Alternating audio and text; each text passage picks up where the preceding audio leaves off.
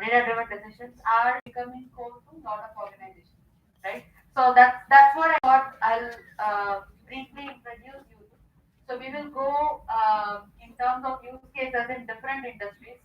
I'm going to stay broad in some of these topics, but if you think there's a particular area of interest to you, I would be happy to answer some of these questions. So we start anything with history because history gives us a lot of context to why things, what is the reason behind the way things are what they are, right? So if you turn back the pages of history, this is your classic provision shop, right? And you go and purchase something from that person. He'll decide on the basis of who you are and your history of purchase, etc. He'll take a decision on whether to give a credit or not, right? So that's how things started. So there is some level of mathematical model he's applying in his brain, to say whether to give you a credit, whether to not to give you a credit. And also he gives you recommendations and also things like that, right? So he'll tell you this masala powder is good, or he tells you, what spices to buy, etc. So these are some of the things. I don't know, whether you guys have experienced that kind of personal treatment in small shops, but I have experienced it. You can really see this core personalized service that Google is trying to give today was prevalent with these folks who have been running these kirana shops for a long time, right? They in fact might have known. There's a small chance that they might have known a little bit more than what Google knows today about you yourself. They would know your family history, your grandparents and things like that. So they would have been in the shop, in the kirana shop business for a while. And if you have been staying in that, if your family has been staying in that area for a while, it becomes a very one-to-one kind of a personalized service, right? That's what we are trying to achieve at a much larger scale today. That's what data is trying to do, at much greater scale, at much deeper scale today, right? So of course, the kirana shop guy cannot scale up, right? He cannot give the same service to you even in the same locality, right? Forget about he can operate. Maybe he knows his customer in the first two streets or something like that, two lanes, but beyond that, he doesn't know anything. So that's to me a classic example of a personalized decision, right? Be in terms of risk, which is credit, or be in terms of recommendations, or be in terms of targeting, marketing, etc. In a very very unscalable but a very efficient way the guy was doing.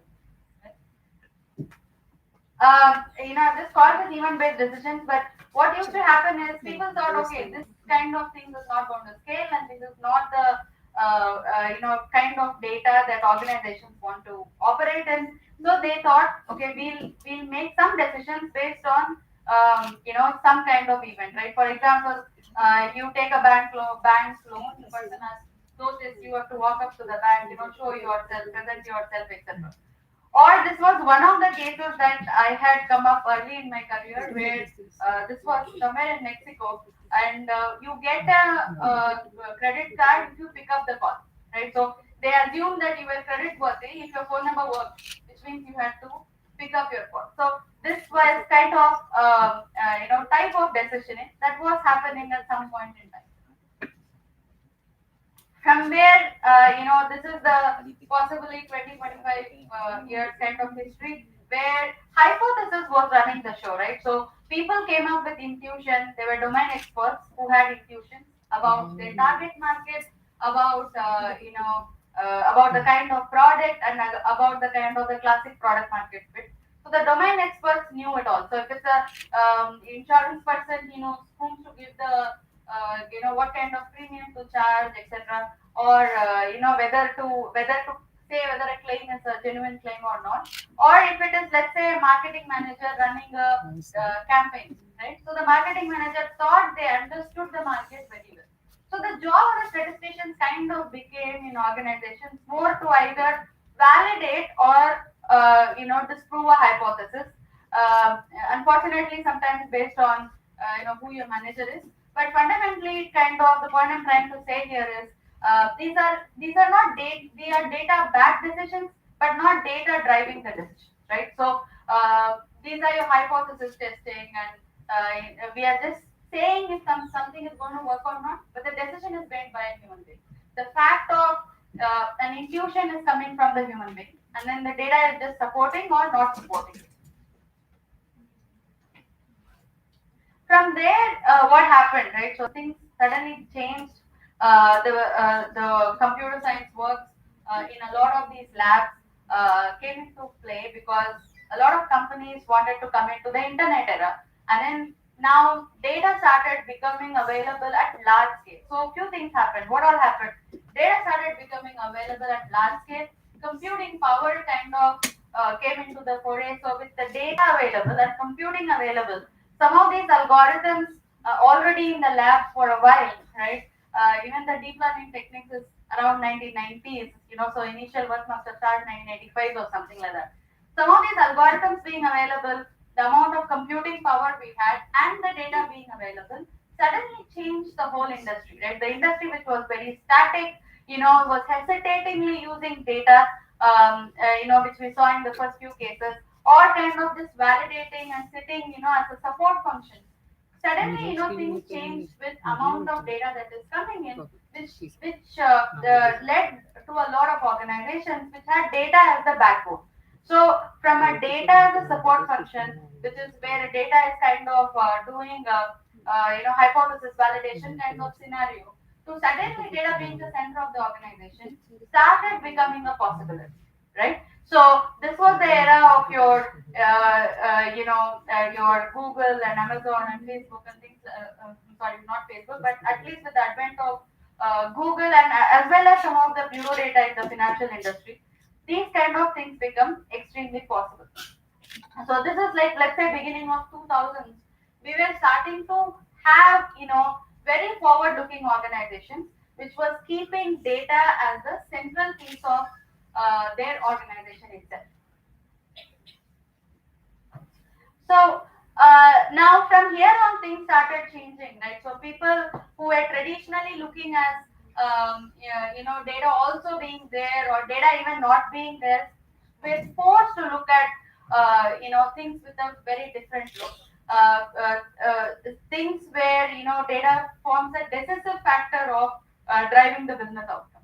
So we are going to look at some of these places where machine learning based decisions, right, which is not human based decisions, machine learning models driven decisions. So you have a bunch of machine learning engineers, come data scientists who are making decisions possible, and with very little knowledge about the domain expert. So maybe there is a marketing manager sitting out there with 25 years of experience, but a new kid from the college is kind of making the decisions possible with an algorithm, right? So that's the fundamental shift that I am talking about. And these shifts is something that I have witnessed, I've seen my friends witness in their respective organizations.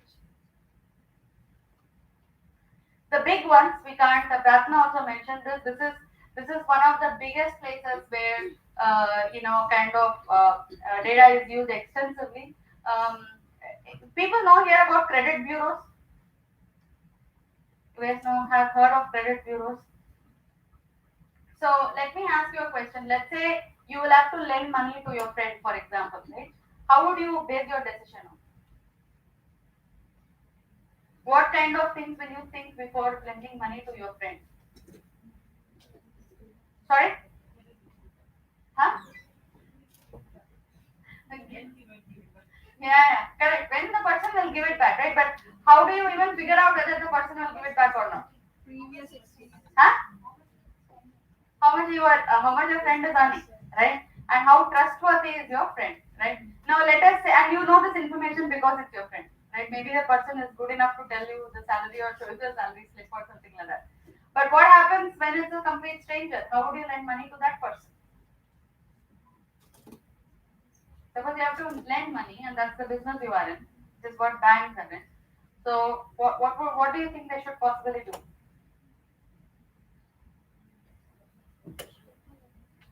Sorry, you take some assets and everything. Now that's not a very scalable process, right? Because I can say I have this asset, then you have to look at a lot of documents. You have to come and visit if it's an immovable asset. You have to come and visit. Then you will have to get an evaluator who will come and evaluate the asset or the value of it. It's a lot of hassle, isn't it? That cannot make lending faster, which means you can't run business faster, right? So what else can be done here? Sorry, sorry. Yeah. So, but the proof kind of takes time collect, right? So what happens in a bureau is that there is a consortium kind of things of different people, and they maintain records about people which are more, which have a lot of integrity in it, right? So nobody is cheating there. So every bank is reporting, hey, these people have taken loans from me. These people have paid the loans on time from, for the loans that they have taken, or these people have have credit cards exposed to me, right, and they have been very regular in paying their credit card, or these people have been revolving in their credit card, which means they have been paying their minimum due for some time, but then they close their account properly, right, or these people have been not good at paying their loans, right. So these are information that banks know because they have history, because people have taken loans from them in the past. Now they all aggregate this information into a central house called the bureau, which is kind of taking information from all these banks and storing it in a central place. And when a new loan or a new inquiry comes for a different user, the bank kind of decides, okay, whether I should give loan or not based on your history. Is history a good predictor of credit? Yes. Suppose we have to guess how much grades you are going to get in your next course of machine learning. What is the best predictor for that? Huh? Yeah, grades in the previous semester, right? That I don't think there can be anything that beats it, unless otherwise there's some behavioral change we can observe. But they are a very good predictor. The same funda, right? Anything you want to predict, you look at the history of it. Is t is always a function of t minus one, a greater function of t minus one. Correct. So now this concept of credit bureau, how long do you think is old? How old do you think is the concept of credit bureaus across the globe? I'm asking. Any guess? It's 150, years old, right? So the first credit bureaus we come to talk about 1860, 1870 types with the US banks when they started lending or whatever. So they came up with this collaborative approach of, okay, let's follow, form a consortium, and then we will collect data about people. So the Fair Prices Act, which kind of regulates these credit bureaus, right? That itself we see somewhere in the 1870s or something like that coming in. So in India, it is relatively much newer. I would say maybe 20 years now. We have been having our civil, FICO scores, etc. coming recently in India, but it's been there in the US for a very long time. So why did this need come? Because banks are in the business of lending money every day, right? They're lending tons of money every day, and they can't afford with what we saw with the Kirana wala approach, that I know you and then I will give you, and then the person who gave the loan went out of the bank. Now the bank is under loss, and we see this of course even today. But I'm just saying as an example. Sorry. But let's talk only about consumer lending, right? Consumer lending is a big portion of it, and hence the need to kind of automate it and make decisions more robust. So what happened? Banks started collecting data from different banks about different consumers about their credit history, and then when you as a new you as you go for a new loan, or as for a new credit card, they have enough history about you to know whether you will pay or not, right? Or they know some income about you, they know about your assets, etc., and they can make a quick decision without asking for a lot of evidence from you whether to give you money or not. And this is kind of picking up in India, where the concept of underwriting, where we can go with a zero underwriting base, not approval of loan in minutes. These are kind of are the new age startups which are doing this, both for businesses as well as for consumers.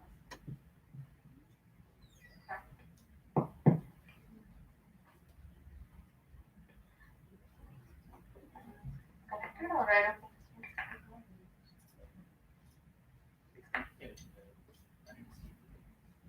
Not the projector. Yeah, it's coming. Yeah.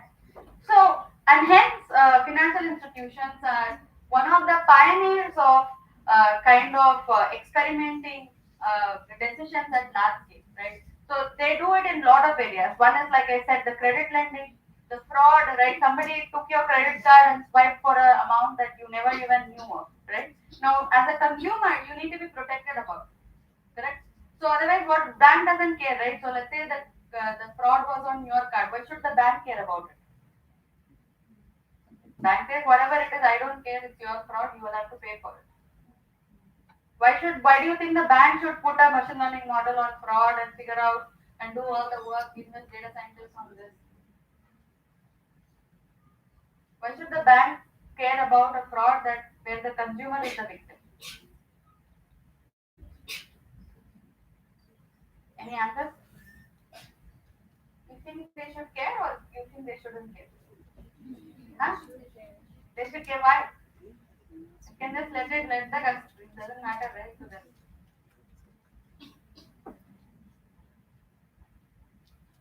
Anyone? Why should the bank care if the fraud is on you? As a consumer, the trust is lost, right? So if they don't keep working on mechanisms to avoid the fraud. See, you do a transaction with the bank. At the end of it, you think that okay, the bank is not going to. The bank is like some protection I'll get from the bank. I can trust the bank, right? Now the banks are saying no, no. If the fraud is on you, it's completely on you. We can't do anything about it. You as a consumer will dissociate from the bank. The other side of the story is because the bank is doing some charge off, some things like that, where even if the fraud has been genuinely committed on your card, the bank says, okay, we will take the charges, you don't need to worry about it. And the consumers can also become like fraudsters, right? So figuring that out lies in a lot of data patterns. How genuine are you? What is your network of people? There are tons of information that you give out to the bank. With that, also they can make out whether you are a potential fraudster or not. So fraud is another area of core machine learning models, right? Then you have bots, which are these customer service bots, which are answering questions. Like these are like nowadays you call, right? You call the call center and then you tell them, hey, I have a problem with my card, and then the agent kind of gives you something you can do about it. So that is completely getting replaced by machines where you can actually talk to the machine any time of the day without waiting queue and anything, and then you can get your issues resolved. Anti-money laundering, investments, marketing, right? It's there literally everywhere. And the big difference from what was there in the past is the decisions are made by the machines, right? So the algorithms are finding out patterns for fraud. Algorithms are finding out, whom should we give credit to, whom we should not. Algorithms are finding out, who is the right segment for a product, etc. Very less driven by human beings. Any questions here?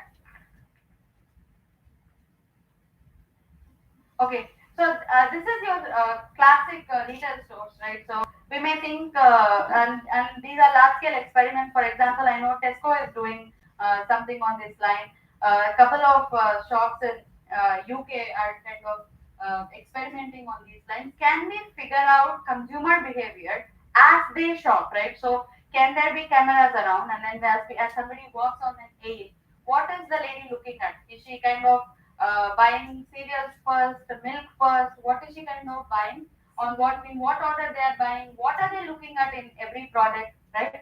So this is called as aisle tracking as well. So can we also track the customer's movement within the aisles, as well as some bit of image processing as well.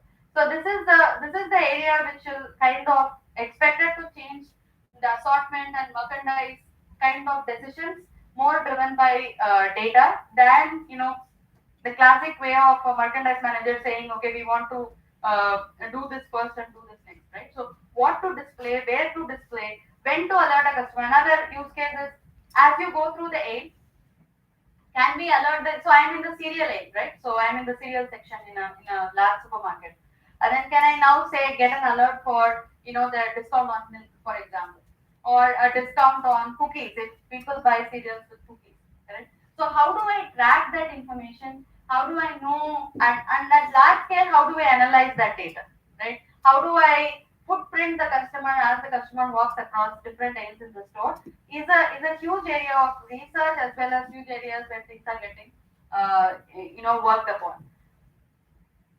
The real time offers is the same thing. So as I'm going through certain mails, can I get some alerts? What do I do with these alerts? Can we kind of personalize some of these ads and the point of you have seen the boards, right? The electronic boards in the stores as you walk. Can we kind of customize some of these messages as the person keeps walking through the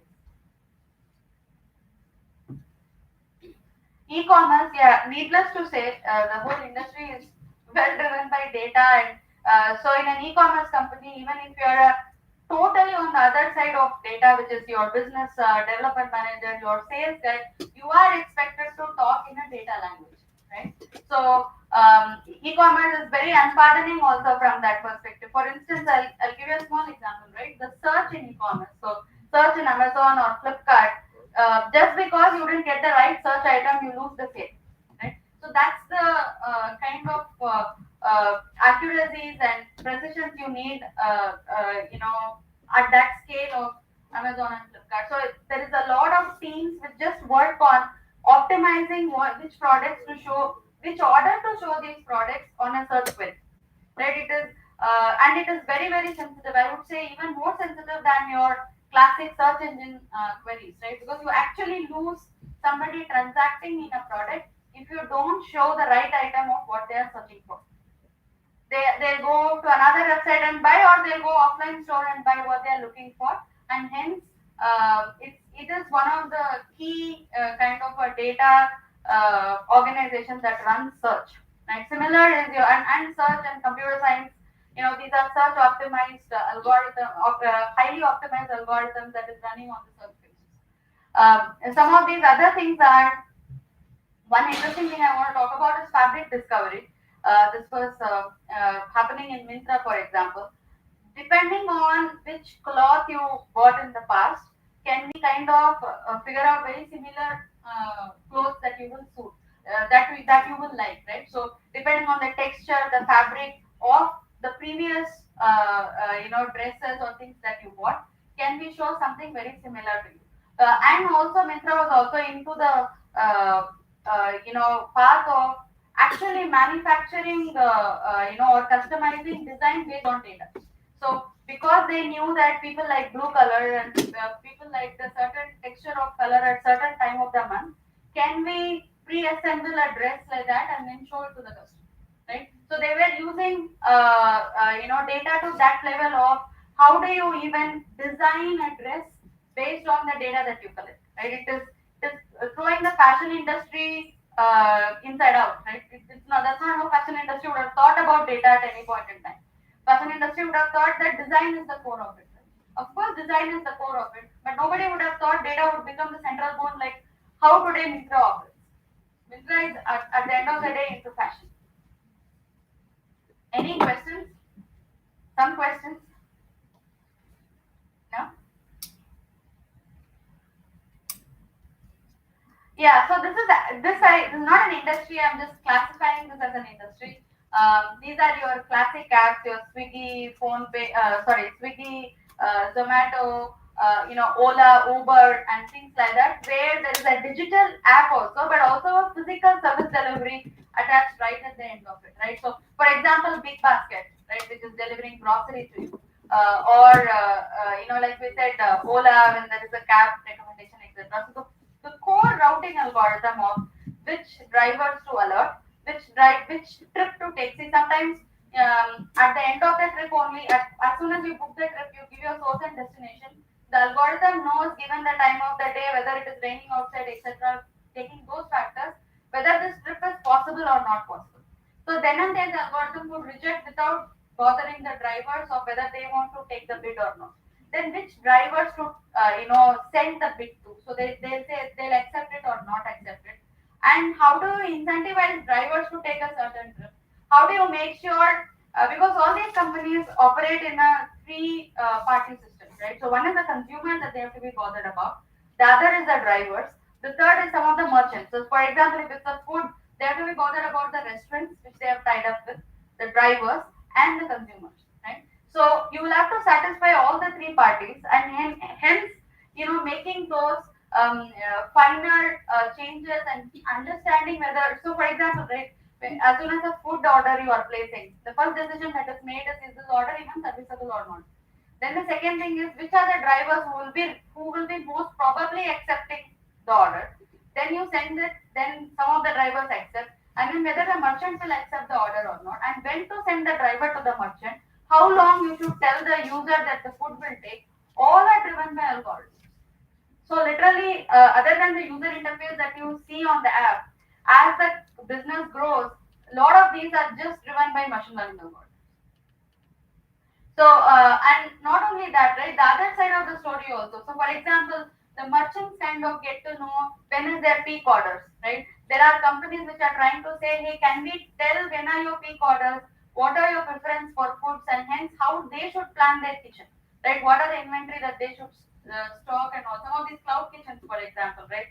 Your fresh menu, and some of the Swiggy stores have a something concept called cloud kitchens, where can the whole kitchen be automated based on the data that we see, based on the demand of the customers that we see. And these are not some things that I'm saying which is going to be in the lab, which is happening across the globe on these kind of initiatives. Then on the driver side, right, where should they park themselves, right, to get more orders? Which area is likely to get more orders? Where will they get their search pricing from this? Apart from that, weather forecasting as well, because these businesses are very sensitive to weather. Can we actually predict whether it's going to rain or not? Can we even say whether, without looking at weather APIs, etc., can we know if an area is experiencing rain or not? And hence, maybe we should shut down the orders there. So these things, happen real time on the flow with a lot of signals that is coming, to these app-based organizations. Yeah, customer service we talked about. So one of the interesting things that I worked is a voice bot where you can dial the number and the bot will say, hey, how can I help you on the voice, and then you can say, I have a problem with my credit card, or I did not get my shipping. I know where is the product that I ordered for, and then the bot will actually answer looking at your records, etc. The way the human answers, right? And text mining, voice mining. So one interesting area in voice mining again is, uh, can we predict based on the user's intonations, right? Can we predict based on the user's way of talking? What is the emotion of the user, right? What is the user upset? So there is a difference saying, hey, why am I charged so much? With saying that in a very high tone as well. So with the tonality, can we decide what is the user up to? And maybe some things can be handled by a machine and some things cannot be, right? So in those cases, can we kind of escalate it to a call center agent? Those are some of the work that is happening in the customer service area. So with that, yeah, it's data is a new god. It's omnipresent, and it is it is the essence of running a lot of organizations today. So any questions? Anybody who doesn't believe in data and data atheist who wants to have a small chat here, I'm open. Can you just pick up some of the use cases that you are doing now and explain from a computer science engineer's perspective? So I'll tell you a few projects that I'm doing now, right? So I'm currently working in Gojek, and in Gojek I'm working for GoFood, which is exactly Swiggy equivalent, just a little bigger than Swiggy. So one of the use cases we are looking at is, as soon as somebody is, for example, right, I type coffee, right? Am I looking at restaurants which have coffee in their name, like Coffee Day or Coffee Point or Coffee Shop or something like that? Or am I looking at coffee as a dish? Why am I typing coffee? Another classic example, pizza. So if I type pizza, do I mean Pizza Hut, or do I mean actually I want to eat a pizza? Because I could go to Pizza Hut and order, garlic bread and come back, right? So which means I was looking for Pizza Hut but not pizza. So what is the intent of the user when the person types the word, right? And there's a so nuanced problem, because how do you know what is the intent of the user is the first problem. Then is how do you actually personalize and solve it? This is one classic problem we are working on. Another problem we are looking on is the problem I spoke about, which is how long does a given food take in a restaurant to prepare, right? So, for example, how long does a masala dosa take to prepare? How long does a idli take to prepare? Is something that I'm very seriously working on, right? So, we have the second version of the model. For given restaurant, given dish, how long does it take to work? How long does it take? And remember, we have to instrument this data. One way we are instrumenting the data is as soon as the driver arrives at that store, he just says, yeah, I have arrived, and then when he leaves the restaurant, he says, I have left. Right? But this information is not correct. They are not. They are very human subjective. Now, can this information itself be instrumented through some other mechanisms, possibly by using sensors? So these are some of the things that looking up. One more thing we are also looking at is, can we know when it is raining if it is really raining through data? So those could be some of the interesting things. It looks very plain and simple. Like, hey, at the end of it, a food delivery business is about showing the right food to the customer, tying up with the restaurant, sending the driver to the restaurant, and getting back. But the nuances is what is making that growth, the hockey stick growth happen.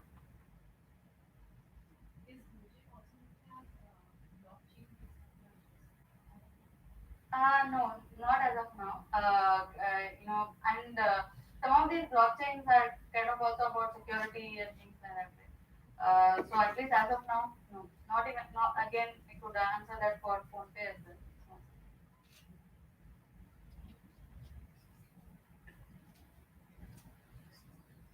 any other questions?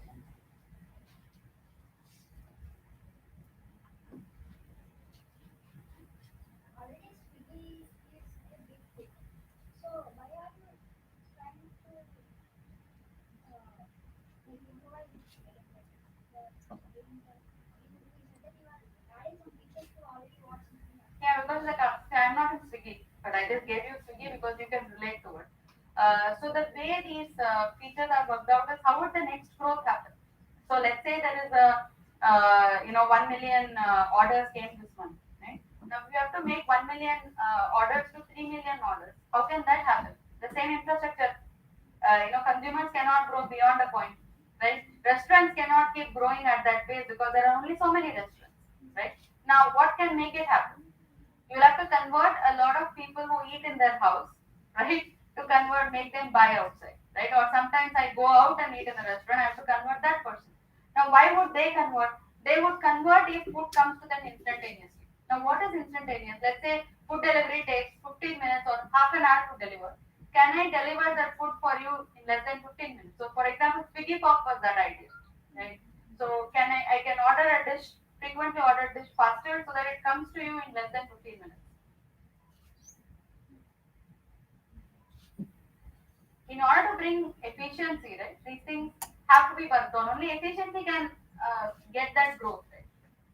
The basic infra is already done. You have taken the market by initial engineering, initial sales, and initial product thoughts, right? The product market fit is done, which is why the company got funded. Now, from here to take it to the next level is where you need these nuances, and they're not nuances; they are big ones, right? So, to make a food delivery, just think about this problem. To make something delivery from 30 minutes to 50 minutes, 15 minutes, it's a big difference. There's a reason why it takes 30 minutes, right? From now, if you have to make it to 15 minutes, there's a lot of things that has to change. Anyone else? Somebody did the ice breaking session. Yeah, yeah.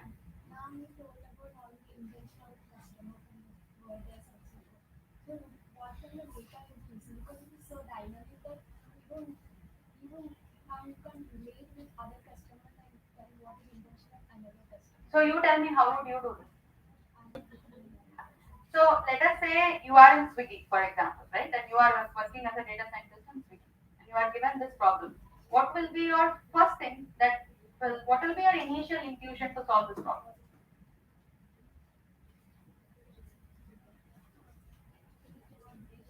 Huh? Yeah, but you can't do a customization at every word, right? There can be million search terms. You can't write million rules, right? So one is the classic example I said. T is always a predictor of T minus one.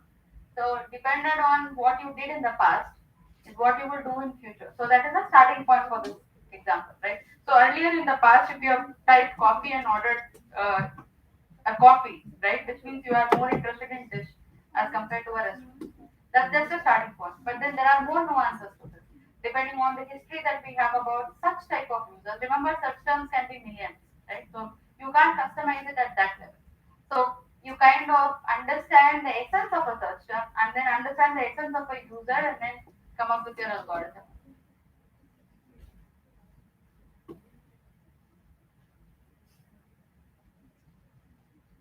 Any other questions? I have one more question. Sure, sir. You were an engineer, Huh. and post engineering and all that, you did your MBA, and you work in so many companies. I mean, why you change jobs? I mean, what made you to change jobs in the gap? So, meaning I'm looking for challenges, right? So I started my career. If I go over my career, I started it in G Consumer Finance. So we were doing credit risk decisioning for credit cards, right? So these are the credit risk scores which would tell users whether they'll get approved or declined. So that I did for a bit. Then I moved to HSBC. I did the other side of the story, which was on the marketing side of it, whom to send a marketing offer to, whom should we not send, etc. Then I thought I want to be part of an international market, which is when I went to Dubai. I was part of a big bank called Emirates Bank, and we were trying to do a lot of things with Salesforce this time. This is for the priority banking division. How can we instrument data to make sure a sales person on the field is more impactful and effective? How data can help. But that time, Indian market, especially Bangalore, was booming very well, and the computer science has picked up. So till then, I was in a more statistical domain, right? More into SAS and Excel and things like that. But then this computer science was very new for me, and I wanted to try it. And it is the same fundamental principles of statistics applied at large scale data, right? So then I joined for 24/7 and stayed quite a bit of time there. Most of my patents come from that organization. At one point, I had like 20% of the organization's patents with me. And we were experimenting left, right, center on the customer service domain, which is a very dead, dull, boring kind of field, right? Like, what can you do when somebody calls about a complaint? That's all if you look at the field front. But the company's founders wanted to change that industry completely inside out, right? And I was part of literally every possible experimentation in that organization, be it on the website, real-time decisioning, whether a customer needs the support or not, to when the person comes to a support, how can a bot handle it? Then then I moved to Citibank for a while, trying to establish a big data lab in Citibank. That kind of took off. We showed some POCs, etc. But Citibank, being traditional, did not want to go in that direction. So I kind of moved to digital payments, which is PhonePe, and and that was a entire division of data science I set up in PhonePe, where we were questioning a lot of, again, some of the engineering principles, engineering kind of based decisions to a database bank decisions. And recently I joined Gojek for Go Forward and kind of trying to change the way data can shape the next course of the organization. So that's my journey. Now, if any of our girls want to pick up data science as a Yeah. career option, what is that they should have? Yeah. Is So there any specific skill or a specific talent that they should have? sure. If so, how do they develop? Sure. So data science requires three things. Okay. One is your math knowledge, core math. The second is your programming, which is logic, different from math. And the third is your total right brain of it, which is understanding, the business, thinking about business, and kind of understanding the stakeholders' problems as a priority, right? So these are the three things I think that makes up a good data scientist. And if you guys want to pick up data science as a field, first thing you should have a flair for math and a flair for programming, right? So even if you have not practiced enough in programming, that's still okay. But as long as you have a flair for it, you should have a natural flair for math and natural flair for solving things by logic, and then the rest kind of form itself. So, and if you are very serious about it, if you think you have math and logic, then you should start working on your Python programming skills to start with, and then take some courses. I'm sure the institute offers enough courses on machine learning. Figure out where you stand with respect to with respect to the market by solving some of the Kaggle problems. Come solve some data hackathon problems. Be part of some of the industries that conduct hackathons, so you really get a sense of a first-hand experience of how data problems get solved in the industry. So participate in data hackathons. There are plenty, that happens. I was like part of a hackathon conducted by Virtusa recently, and like that, there are plenty of hackathons that happens today. So you should participate in these hackathons. At least start with Kaggle. Benchmark yourself with some of the challenges that are finished in the past. See how you score in that, and then practice makes anything perfect. So practice and perseverance kind of gets there if you have the right So, any more questions? I asked too many questions. interest.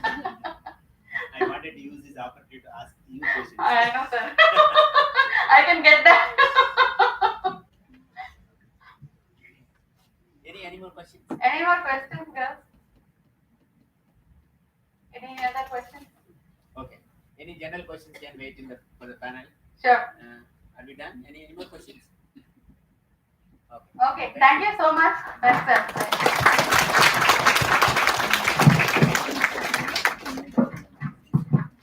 Thank you, ma'am, for your valuable speech. Now we have the Managing Director of Spurti Eco Solutions, Ms. Spurti Parvatmeni, to enlighten us more. She is also the proprietor of Spurti Packaging, established in 2017. She received her bachelor's degree from Acharya Nagarjuna University and is now one of the leading entrepreneurs of today's society. Let's welcome.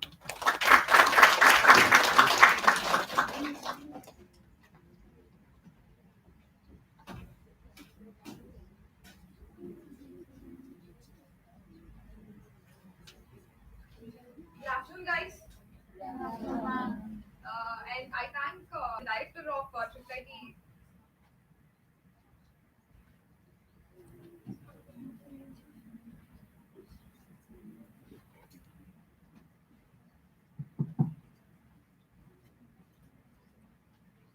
I thank the director of IIIT for inviting me here, and the faculty also.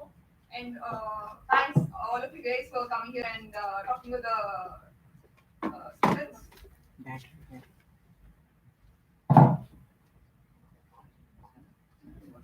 Probably keep closer to you. Keep closer to you, it will probably work. Hello. So I just can't believe that I'm standing here before you and giving you lectures because I just finished my college 2 years back, some of the same age of you. And I even told the director that, okay, I'm of same age and I can't be talking all this and I can't be enlightening you guys. Uh, so let me introduce myself to you. I'm not from CSC background or EC background. I can't talk much about your subject, but I can probably tell you a generalized stories which I faced in my day-to-day life. I'm standing here because of what I did. So I want you to learn some lessons from what everyone told us. Mrs. Shilpa just faced so many things, and she's now the first woman entrepreneur in Sri City, and it's good that I'm the second one here. Lot more to go, right?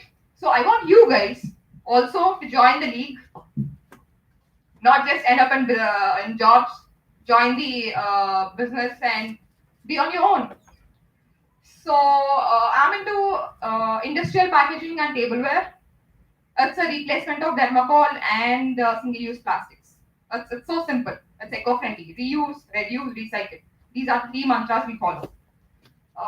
So how it started was after I finished my bachelor's in architecture, I had to take my career choice: master's in architecture, or should I start something else? So that's what I think everyone will be in between after you finish your bachelor's. Okay, what next? Should I take up a job? Should I go for masters? What should I do? So everyone will be confused and like whatnot will be running around your mind. So then I applied for all the universities in architecture, and I even got admission in University of Edinburgh. That is one of the best colleges in the world, top 20 for architecture. And it's like, oh, pretty cool. I didn't expect I would be getting admission. So I had the decision was more difficult for me because getting an admission is difficult, and I got it. If I leave it, I don't know whether I'm going to get a better opportunity or not. But then I took my decision. I didn't go for masters. I stayed back because see we have a similar connect India. So I thought the college fee was around 50 lakh per year, and it's a 2 year course. It's 1 crore. It's pretty huge amount. I didn't want to. I somehow I didn't want to spend the 1 crore amount in some other country and bring their economy up. I'm an Indian. Why not invest it here? I want the people in my country to use like I want it here to be in India. So I spoke to my dad. He was very encouraging. So I was in a process of exploring opportunities. So what to do? What should I start? I'm an architect, and I have nothing. I mean, I'm not into business. My dad is into business. I had we used to talk more in our house. We are open, and we used to discuss ideas. We used to discuss business. Even when I was a child, the game which I used to play was my dad used to just say a brand name, and I have to make an ad for it. So that's how we played when I was a kid. So that's how he monitored me. He like it was all different. Um, and then as I was exploring the opportunities, my dad has a printing unit. Okay, when the books are made, we get a lot of waste from the books. You get it right. So I just saw the unit. I saw all the waste material which is just dumped aside. I thought, why not use this material and do something? That's a good thing, right? Recycling it. So and then I talked to my dad. We explored, and there was another thing also. We previously were there some other shed, and there was a law in our city that the roads are getting widened and the shed would be cut into half. So we shifted to another shed which is much more huge. The rent got doubled, the electricity got doubled, and we had a point where we need to earn more just because we shifted the premises. So 1.5 lakh rupees per month, the expenses were more. So I thought, okay, let me earn that 1.5 for my dad. So the initial target was that small. So I want something which is recyclable, which I can use a paper, which is coming out of the printing unit, and then I have to like that 1.5 should be cleared to me.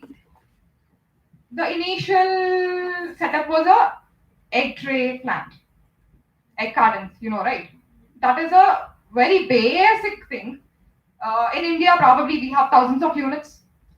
But then I'm an architect. Architects are generally unique. The way we think, the building should be unique. Nobody should. I mean, we shouldn't match somebody else's thing at all.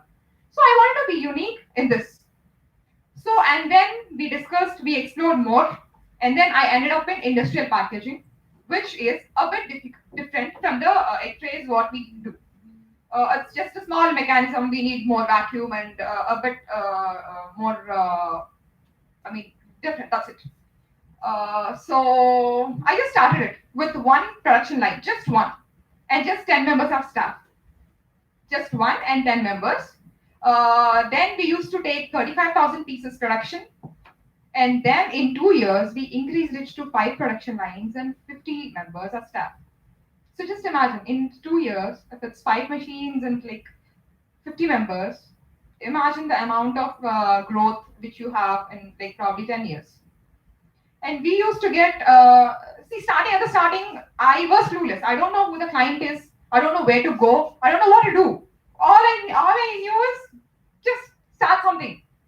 And even that for the setting up the plant also, I didn't take any amount from my dad. I went to the bank directly. I spoke to the bank manager, and trust me, guys, the government it has pretty good schemes to encourage women. Please go through it. If you have any doubts, you can contact me also. I'll guide you guys. You have pretty good schemes. So I took 25 lakhs from the bank, and 9 lakhs was reimbursed. Do you understand? 9 lakhs is a huge amount. You take 25 lakhs and 9 lakhs, it got reimbursed. So that's how I started. I would have taken money from my dad. That's because I'm saving him so much. I didn't go to masters. But then I wanted to no. I want to do something for my dad. Not like I don't want to take anything. So that's how I started. And then we grew the clients. We started marketing from the day one. We went to all the people. We knocked every door, every single door. The only thing they asked in industrial packing is, okay, so you're a startup, right? So how can we assure? How can we assume that you are going to give us the stock which we want? Are you giving it to any MNC?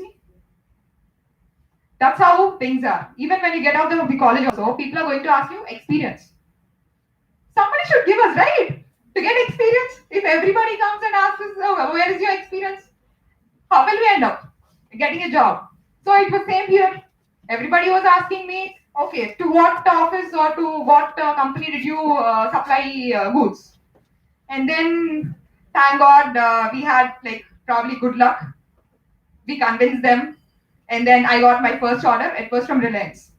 The first order is egg trays. We supplied egg trays to Reliance, and I thought it's okay just because it's Reliance, we can use that name. We didn't want to do egg trays, but just because of the branding, we can use it. So I signed a contract with the Reliance, and then we started, and now we are doing pretty well. Now we are getting export orders also. So here, my uncle Shashi Ravada from Vital Paper, he guided me very well, and now we are setting up a plant here in Sri City. So tomorrow will be the first production we are taking here. So Vijayawada unit will be running all the domestic market, and from here we'll be running the export market. So keeping this industrial part aside, I want you guys to tell me how many guys have backlogs. How many? How many people have got backlogs? That's a. Just one. Others are not Seriously? telling you. This is too bad. I've got only one person. Seriously? Okay, come on, raise, guys. Okay. So when I was in my second year in college, I had 3 backlogs, and I was a very good student. I never failed or I never got like less marks. I couldn't take that. I couldn't take the fact that what the hell is happening? I got less marks. I got failed. This can't be done, right?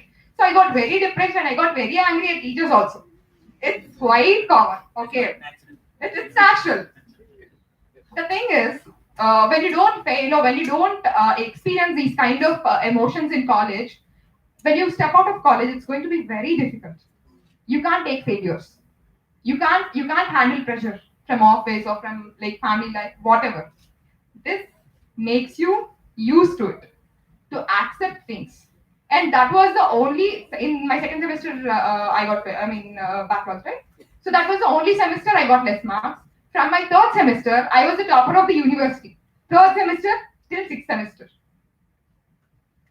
And I made sure that my first mark and the second mark, I had 30-40 marks difference.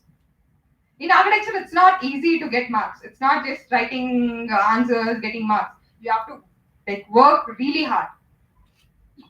So don't get demotivated. It's okay. Humans make mistakes.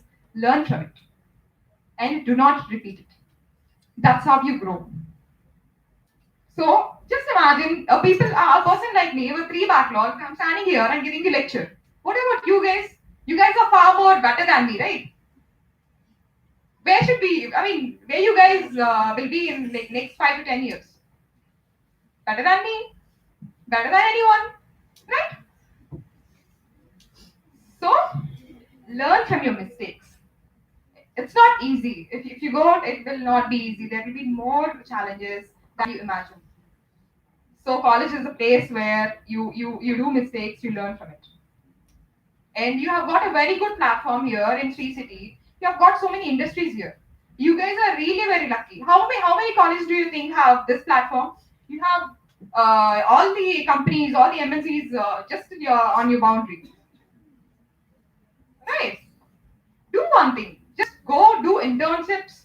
Just talk to people. You stay in the apartment nearby, right? In Block A, you have got so many managers, CEOs living there.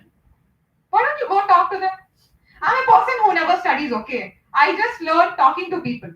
I acquire knowledge talking. I listen. I observe. And let me tell you one more example. When I was 18 years old, on my birthday, 18th birthday, my dad gave me a 2 lakh check. And he told me, do whatever you want. If you want to do shopping, go. If you want to invest in business, do whatever you want. I'm not going to ask you. But one thing, he told me, if you're going to invest that 2 lakhs in business, if you lose that amount, I'm going to give you again. But if you are going to invest in shopping, I'm not going to give you. So I thought, okay, let me invest in business. That's okay if I lose it also. I learn from my own experiences. That's okay. That's okay to fail. That's okay to lose. Everything is okay. So at that time, my father he used to do the stock market. So I had idea of what he was buying.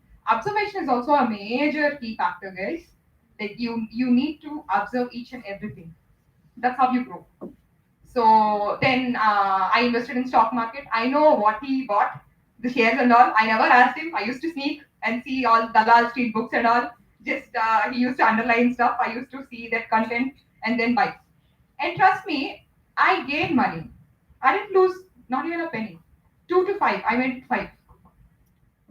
And then with that 5 lakh, I went on a solo trip to Europe. I planned it on my own. I went on a solo trip. That was my first international trip. And it was alone. I didn't know how to, take a boarding pass. I didn't know how to clear the immigration. I didn't know anything. I just went. It's okay. We can talk. People are there to help. If we don't know anything, people will guide us. That's okay. So I went alone. It was a 12-day trip. I got back safe. So that's okay. Be individual, be independent. That is what drives you. If you're going to depend on others, you're not going to achieve. If that person is not there, what are you going to do? If you're on your own, if you do things on your own, you don't need any other person. You can be successful. But if you are with others and all, I think it won't work. And also, there are no shortcuts to success. It's 1, 2, 3, 4, 5. It's no jumping from 1 to 5. And you might see zero also. If you jump from 1 to 5, you will end up in zero someday. But if you are growing step by step, it's always the growth, the ratio is always, the graph is always like this. So don't take any shortcuts. Be good citizens. Don't do any mistakes. While doing something, just think whether whatever you're doing, it's not harming others. If it's not harming others, just do it. And don't listen to anyone if someone stops you from achieving your goals. If somebody says, okay, you're girls, you can't do that, you can't do this. Just show them that we can. We are there in each and every field. Right from your mom cooks, right? Right from cooking to even the Indian government, they gave permission to fight in the war. Women can fight. So to warriors, we can do everything. We can do every damn thing. So just say if anybody says you are a woman, don't do that, or you can't do this, just do that and show them. Okay, I'm a woman and I can do this. Don't let other voices drown your own. Okay?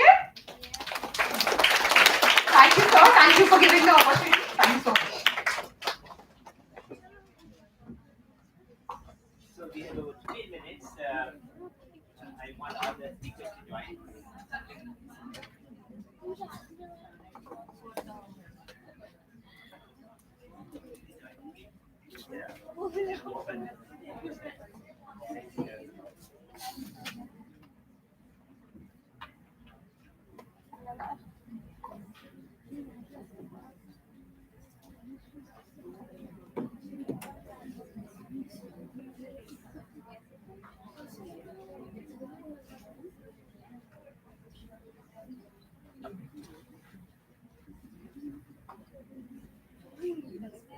So it's panel for 15 minutes or so, or whatever time you want to spend. But you can ask any question to the team of 5 women here, or you can point a question to a particular person. Okay. So 10 to 15 minutes, we'll have this. If you people want us to be here, we will be here. By chance, by chance, you don't want us to be here also. There are only four of us sitting here. We'll also get out.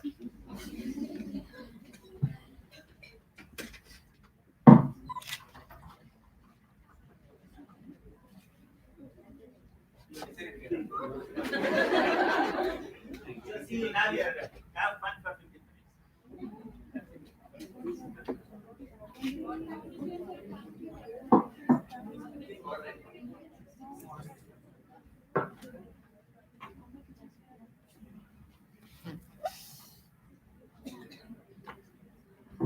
If you don't ask any questions, we'll still, make up the questions and answer. So it's easier for you to ask questions for us to answer than for us to make up. Good. What is the first step to start a business? Be confident. Trust yourself. Like, in terms of starting it in logistics and all, what is it? See, the one thing that drives you is confidence and courage. If you really trust what the idea, you will do it anyways. Even though there are difficulties, even though there are many lot problems, if you have the courage, you will definitely do it. So don't overthink. Okay, when you're starting something, do not overthink. If you trust the idea, just go with it. That's my opinion. I don't know what they're going to tell me, but I'm just too young, so this is what I follow. Probably add to that. See, at every stage when you want to go forward, right, the next examination is also always going to be one step above what you're prepared for. Okay? Passing your fourth standard is a passport for attempting fifth. It is not a certificate by itself. Passing your UG is a passport for going forward to the next step. For each of us in our profession, every time we have a promotion happening, each time she attends a new job interview, each time I take up a new responsibility, horizontal or vertical growth, whichever it is, right? You are taking something that you are unprepared for. So one thing is never let anyone tell you that you cannot do it. You are, and that's a common mistake I've seen amongst girls, right? Girls always think that they need to. I have a job description, and I ask boys to apply, I ask girls to apply. Girls will apply only if more than 70% of that requirement is met. A boy will apply because it is an aspiration for him. Okay? So never make the mistake of thinking that you have to be prepared for it. There is no goddamn way you'll be prepared for whatever crap life throws at you. Believe in your courage, in your ability to learn whatever the field is, and go forward. Because the next step is always something that you're unprepared for. Once you accept that uncertainty, so she was asking me what is the definition of entrepreneurship. I found this very nice definition. You are courageous enough to be foolish and foolish enough to be courageous. That's not just entrepreneurship, that's everything. That's like, okay? So you're never going to be prepared. Even now, after a doctorate, after working for 20 years, after uh, my team size is like 150, 170 people, right? I'm responsible for their paycheck, I'm responsible for business. But at the end of it, I have what is called imposter syndrome. I have a feeling that everything which I have, I probably have not earned it. I probably don't know enough about it. Yesterday night we had a large conversation. I was telling her I haven't done coding in years. Right? That is going to be there. There will always be one aspect you are underconfident about. Go and crack it. Right? That's it, my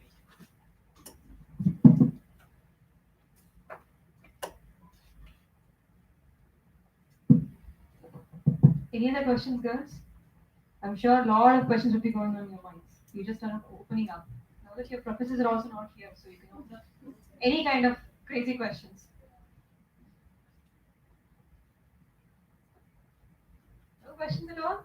Yeah, please. Have you faced any like any problem where you had to oppose your own family, like when your parents are against you, against your career, they just like so orthodox and wanted you to get married or something so and so? Any Um, problems like that? yeah, I will answer that question. Like I said, I'm from any of you like here come from a I come from a Telugu family. My parents are from agriculture background. I'm the first generation entrepreneur in my family. Yes, at the age of 22 when I passed out of the college, that was the expectation that either I take up a job or I get married. Right? That was the only choice given to me. Having said that, I'm fortunate enough to have a family which is not so orthodox, not so adamant about thinking. My both the families, the family where I was born, the family where I was married into, both the families went along with the time. They didn't stay back behind the time. They just went along with the time. Fortunately, I didn't have any troubles in terms of opposing the family, having to oppose the family or having to stand against the family. But during my journey of entrepreneurship, during all these years since 2011, I had come across a lot of women. Like when I meet a lot of women in the common forums, like I'm part of the Goldman Sachs group. I'm part of the Cherry Claire Foundation, which supports women entrepreneurship. I have been part of a UN-supported program called AmProtect, which also has a lot of women in that group. So when I meet these women entrepreneurs, I hear a lot of stories. I heard a lot of stories, and few stories were really horrifying stories. So in that way, I mean, if I start telling you those stories, what I've heard through my in the past through my meetings and acquaintances, that will definitely be at this age, because you all um, haven't seen that path yet. It'll be kind of a demotivating, so I don't want to go into the details of it. Yes, women do face problems when they want to take a particular path, but having said that, it's the individual. You are an individual first. After that, you have a tagline of you're a brother or a sister or a daughter or whatever, wife or whatever it is, right? You are an individual. Like I said, just gut feeling. Just take the gut feeling and say, I want to do this. But keeping in view what is the result of this gut feeling? What is the risk of this gut feeling? Can I mitigate this risk if at all if I come through this risk? If I'm not able to do it, do I have a fallback option on my family? Will my family support it? If my family doesn't support it, do I have a support system outside my family? Like, maybe uncles and aunts and friends and whatever. There has to be, I mean, I'm not saying there has to be a support system, but it is good to have a support system so that you have a fallback option at this age, right? So be confident, and that confidence will give you the courage to face the failure or face any risk. So that's what I wanted to say. So, any key learnings what you have gained during your experience or in your career path? You can start from left to right.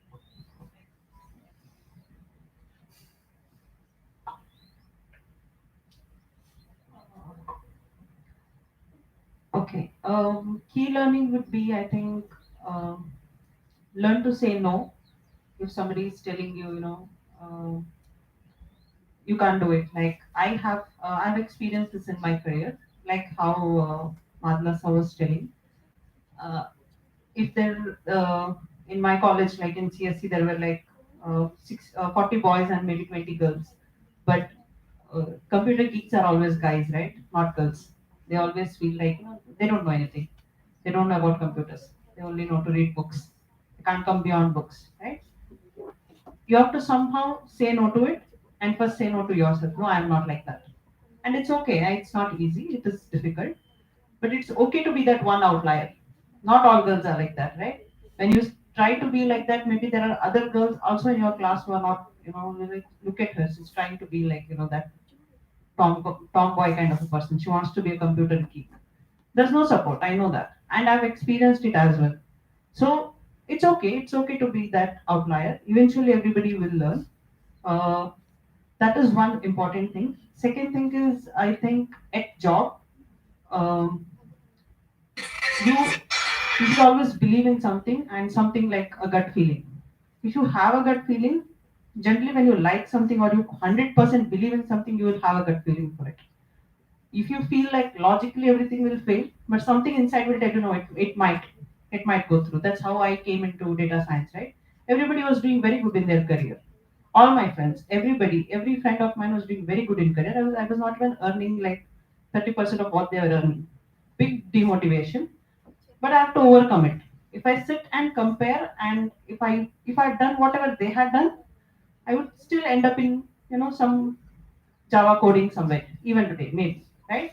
But that's a gut feeling. I knew I had a very, I have like very less money, and at home they were telling like, what is the point? Why do you have to go and stay in Bangalore and work for so less, where you can't afford your own rent and food? Why don't you just get married, right? I'm not married till now. I said no. I want to do something on my own. It's okay. I don't always have to be, dependent on a guy like a husband or a mother or a father. So it is very important for you to say no and stand for what you want. There will be 100 obstacles, family, friends, everything. When you start comparing 100 obstacles, try to overcome it. It's not an easy journey. It's not easy. Every day you will have to tell yourself, every morning you have to tell it to yourself, whatever it is, I will overcome it. Okay.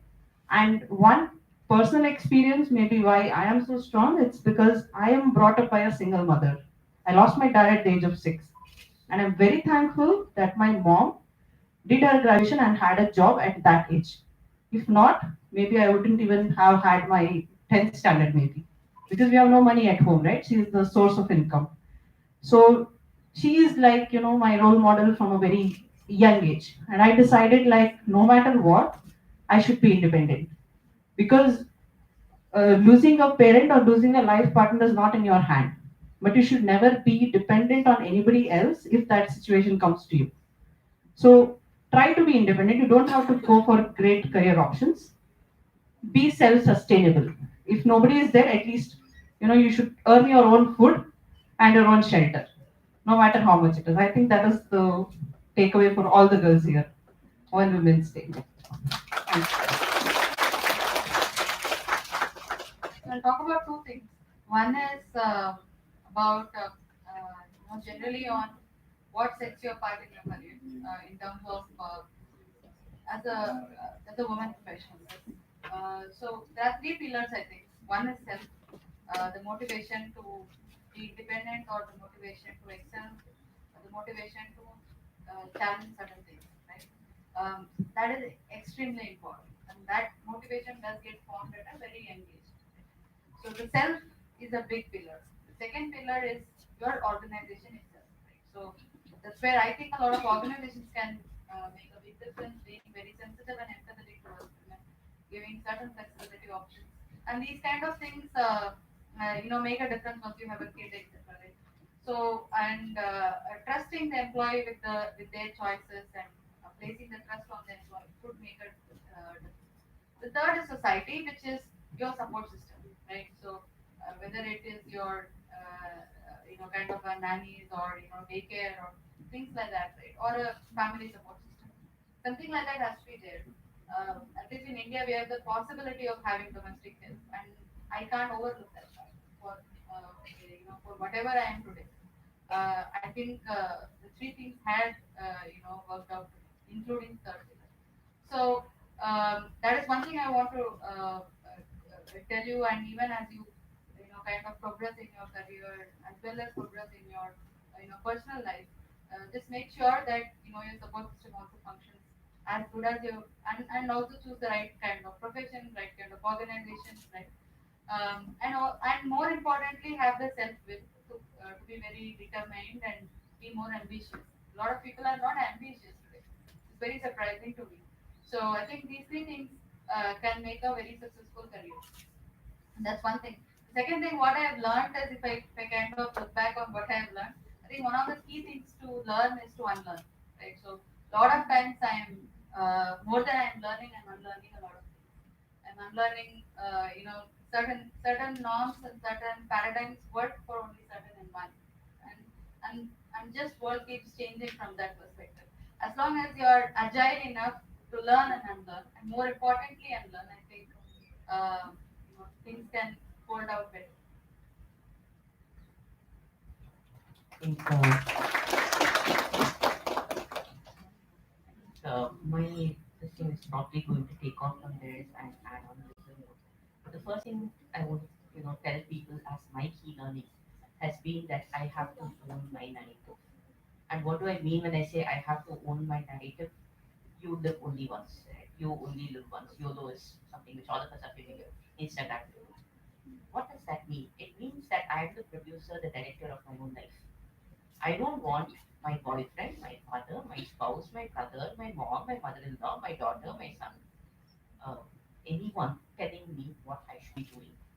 I will be sensitive to their needs, but it is my narrative. If you are not there as a part of the equation, if the variable X which stands for you is missing from the equation in your life, nobody else is going to put it there for you.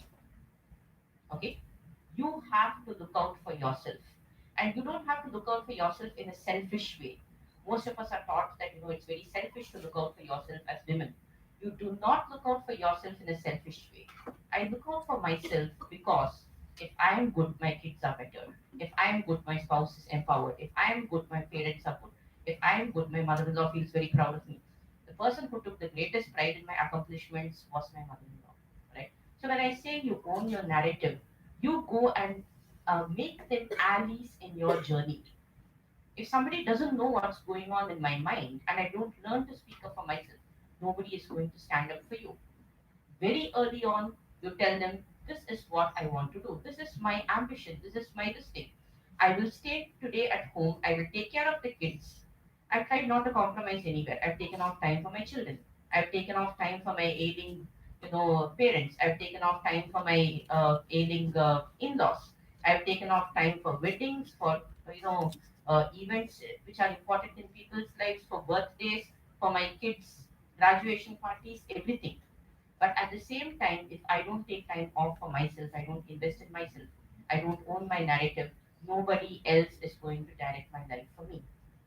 To everyone else, they put it across very well. You are an individual, you have to focus on your individuality. Everything else is important, but remember that you are also important. Invest in yourself, invest in your health, invest in experiences, invest in going out on a solo trip. Okay? Because those things teach you so much more. That's the first one, own your narrative. The second is network like mad. Network within the family. Be known as somebody who will speak her mind. Be known as somebody who will support other women in their ambitions. Be known as somebody who will be fair but at the same time be straightforward. Network amongst your peers. Tomorrow, Martini may not know any of you personally. I may not know any of you personally.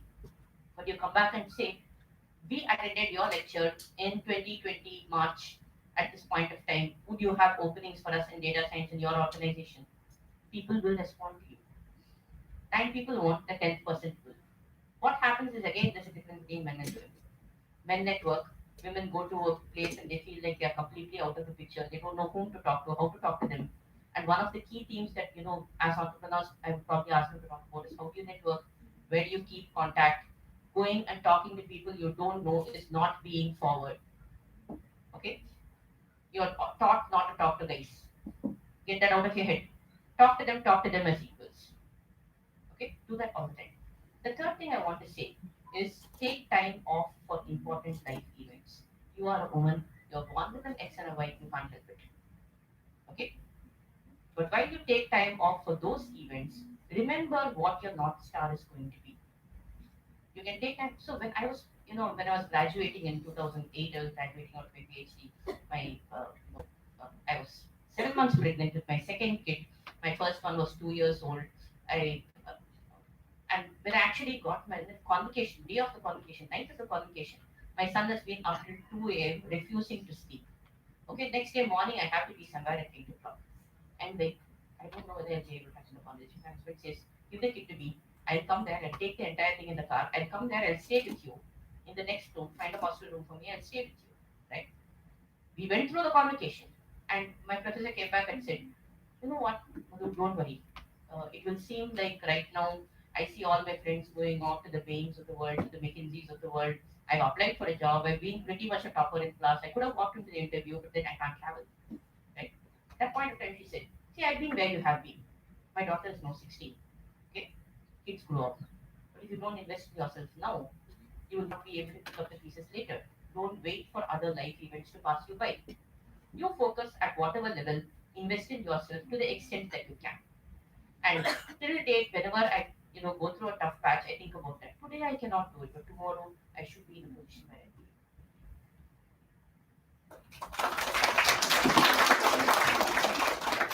do Key learnings about from my journey. One is that don't think that you're any weak. Just be strong, be bold, communicate.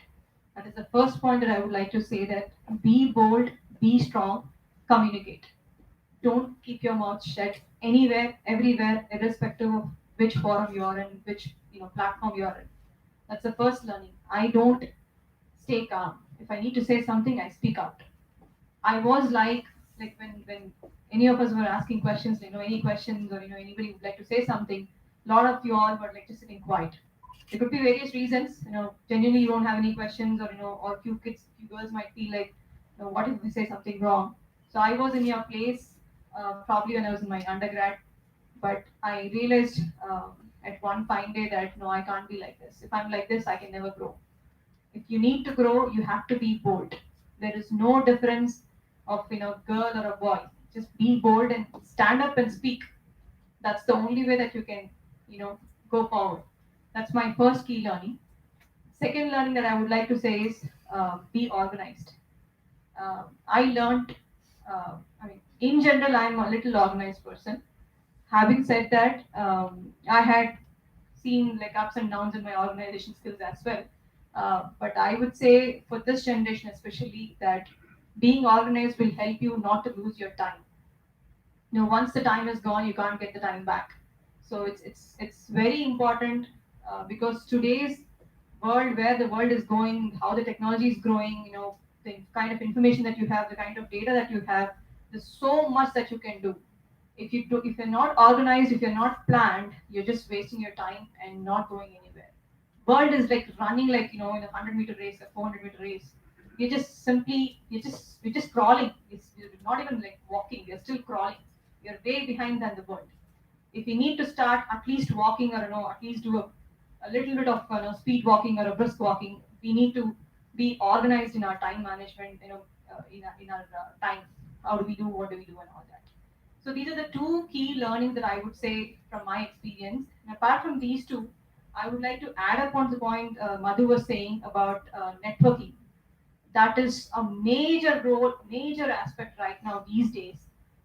Back in those days, at least I think 15 years ago or 10 years ago, there was not many networking events happening in India, at least I wouldn't say in the world. But these days, you see every other week there's something or other thing in terms of networking, right? So as much as possible, try and make it to those events. First point. Second point, like breaking the barrier. I'm a woman, I'm a girl, should I talk to this guy? I don't know this guy, should I go and talk to him? What's big deal? What's wrong? If you just go shake a hand with this guy, or whoever it is, it could be a 20-year-old or a 40-year-old, it doesn't matter. So he's ultimately, he would have had a role, he has a role, or he has a position to responsibility to fulfill. Just shake a hand, get to know that person, build your network. It's okay to if you don't like to shake hands, that's fine. Just go say hello and then talk to them. Nothing wrong in networking, nothing wrong in talking to anybody. I do that all the time. In any meetings, any events that I go, I don't mind just going and breaking the ice and talking to anybody. I don't feel shy about talking to anybody. I just go say, hey, I'm so and so. Can I know your profile? You know, what are you into? What do you do? That's why I came to know about that. We were in a meeting and we got introduced. She started talking what I do, the whole thing and all that. Right. So that's what I would like to add on the networking part. Just please be make sure that you network a lot, because network plays a very important role in your life down the lane. Eventually, like she said, one fine day you can just write an email to Madhu and say, hey Madhu, I heard you talking on Women's Day, March 8, 2020. Do I have a job? And she would be obligated to give you a job at that point. So I mean, I'm just saying you can make her obligated to give you a job as well. So just improvise on your networking skills. So that's all I would like to say. Thank you.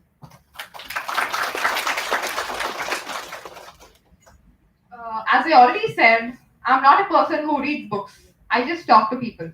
That's what they've been saying, right? Networking. So every person has a new story to tell.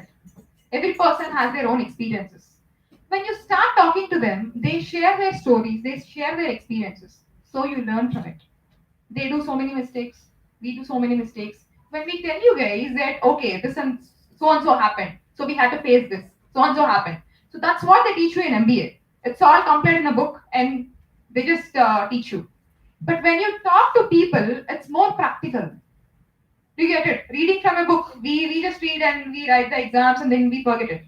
But when you talk, when you start talking, when you share experiences, that's going to be there in your brain. And you're going to consider. See, you got a problem, solving some codes or something. You just talk to your manager or product manager or whatever. They tell you their stories, right? So you can then remember what they told you and you can solve it. You can take a reference and also network. See, you guys, you have got a great opportunity in this particular aspect. Talk to people. They're just nearby. Like I'm living next to you. I'm living in the same apartment. Same apartments next block. No, let me be honest. I just came here to make friends. That's it. I'm just living alone in the flat. I just want to make friends. I just want to talk. I want you to share your experiences with me so that I learn and share my experiences so that you learn. And choose friends wisely. Your friends will be a very, they'll be an asset to you. So your friends learns a new thing, you learn another thing, both of you share. So that's how you start growing. Everybody has a unique personality. Everybody has a unique taste. So don't suppress it. Just be you. That's it. Okay,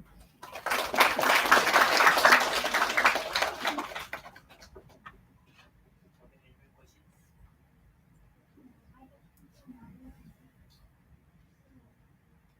So you are now director of the product. So can you share how you got there from the beginning? That's a long 20 year journey. So, I don't know. See, to be honest, I don't know whether 20 years back, if I look at myself, I don't know whether she says she was mathematical, and somebody else says she liked coding, somebody else says, they had a, I don't know. I was clueless. I was in his class, so probably he can answer to how clueless. Right. So the thing, You don't want to answer questions. you should take that offline. Right? Yeah, the whole point is we don't want to ask. We don't want you to answer the question honestly. So it is always easy to go back and paint myself as somebody who had a grand plan of achieving where I am today and having people listen to none of it. Okay. So it was not that. It was very opportunistic. So this is why I probably like a little bit of luck. Because you do short-term optimization. At some point it will become long-term optimization. Unless you do really stupid things. Right? So I did my this thing MBA. I got placed in City Corp. I went there, worked for 3 years. I liked finance, and then I was getting bored at my job. I was looking for a change. My dad and mom both were in teaching, so I said, okay, fine. I probably after 3 years you get bored in your job. You reach the place where you learn a lot of things which are there to learn. So unless they give you a role change and title change and more money and all of that, you are like going to say what the hell am I doing? It was precisely what was happening. I wrote CAT. I applied for a bunch of universities to do a PhD, and because when I was in college, I was doing marketing and because I got a finance job, I didn't even know whether I should take a first question was, do I understand enough of the subject, even though I've done my MBA. Right? But after going there, I taught myself derivatives, options, futures, and I was working in that module, which is something. Then I said, okay, I should learn much more about this. I went to college, and there my first listing was finance and economics because of this interest. So if you ask me whether did it have any relation to engineering, no, did it have relation to management, yes, but not marketing, which I initially thought I was reasonably good at. Then I did a PhD in finance. Surprisingly, I had really good instructors. So uh, we had a twinning program in IISc where we had two maths professors who used to come to IIM and teach math. And then we had the option to go back there and learn courses. So I went to IISc to learn some very core math courses, like mathematical number theory and linear algebra and discrete math and stuff like that, which is fun. Because when I was in engineering, I was worried whether I mean, beta distribution, alpha distribution, gamma distribution, this thing your system. So I wouldn't say that I am a native math this thing. It's just that I think as you get older, the appreciation for structure increases, right? So you understand a lot more things much better. Somehow by the time I came into the statistics and stochastic finance, so that was another level of approach. Somehow by the time I came there, I was very comfortable with a lot of these things, right? And I was able to visualize things even surprising to me because if you'd asked me in second year of engineering, I don't think I was all that great at math, right? Used to be good at multiplication in fifth standard, but not second year. So it was funny, but somehow I think the more time I invested, the more I realized, the more I spent time with that, it grew on me. That's what. And I think she made a very pertinent point. We missed at that point in time. But the only industry which had data in large quantities was the financial system. We didn't have marketing data at that point in time. Primarily, every industry which was working with finance was the one which had a lot of data. So obviously, from finance to data science was finance, insurance. I done a lot of work in stochastic finance and insurance. So that was a logical jump. But I was also teaching for a lot of years. I was teaching project finance, I was teaching derivatives and options. I was teaching for about 5 years, working in the research sector, and also doing consultancy for various companies. So I consulted with Genpact for some time, with HSBC on some of their credit risk models or something, and a startup which sort of led me to this. So it's not, I wouldn't say that I put all those pieces together, but at every point of time where there was an opportunistic way for me to move into something that I liked, I took that. I think that's the most honest bit of self-confession I'm willing to make here.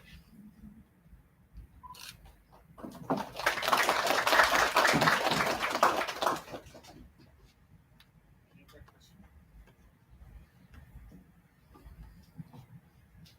Now I request the dignitaries to distribute the prizes to the quiz winners. Ms. Toiba from UG3, Ms. Prasanna from UG3, and Ms. Rhea from There UG2. was a data, I invite- so-called data science quiz yesterday. Yes. Yes.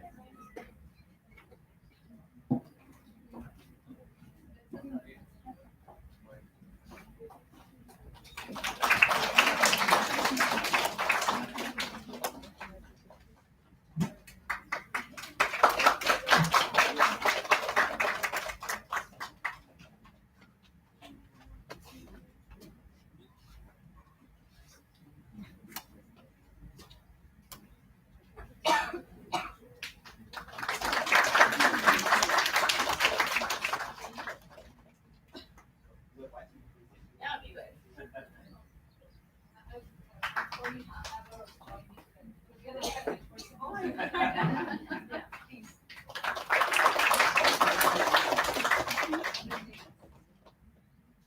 Excellent. Thank you so much for joining, and I think our girls enjoyed talking to you people. Okay, for a small memory. Very nice. Listen, like, they,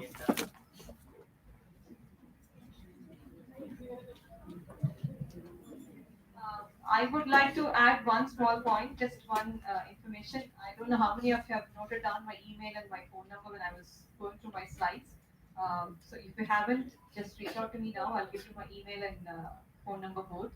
Uh, any of you guys, anytime, any questions or anything that you want to just ask me, not necessarily to learn or anything, but even just for just you get your mind clear also, that's fine. You can just reach out to me.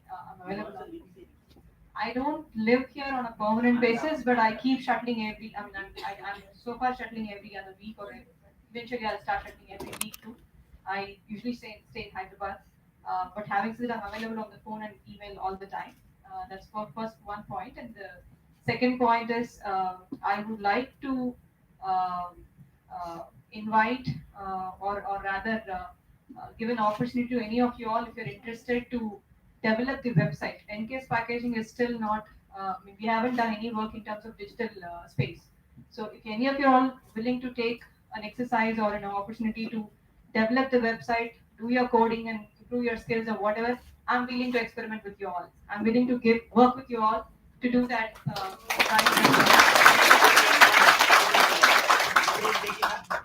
Anybody wants to? That digital space is completely open right now. Coming, starting from the website building to the digital marketing to SEO, everything is open right now. You can even build an app. I can give you that open platform for you all to experiment. So you can reach out to me. If you want domain expertise, you can. Thank you.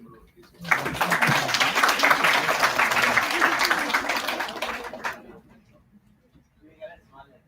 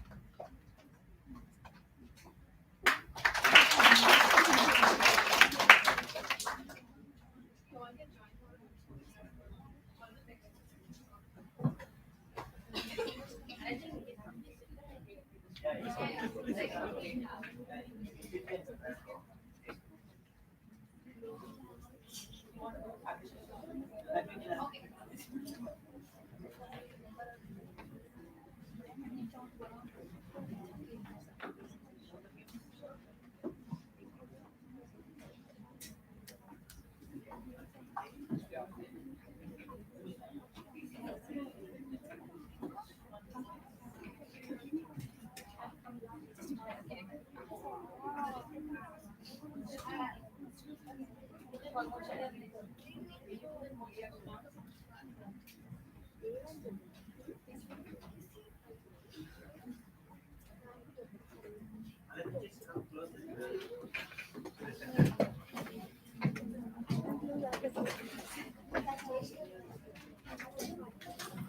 Move it. Move here. Get up. Come here. All of you. You haven't seen me in action in class. Move it.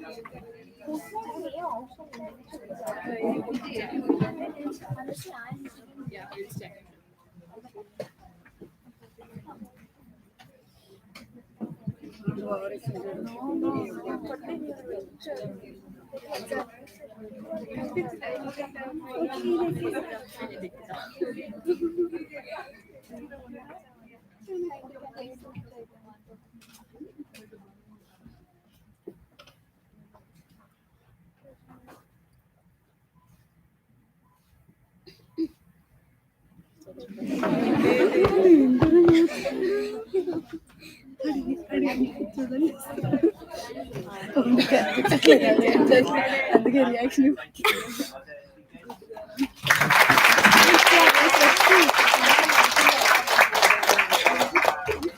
happy that two of my students are here. Work on them not changed at all.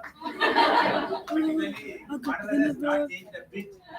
The same model is as the model yes. I think that she was student.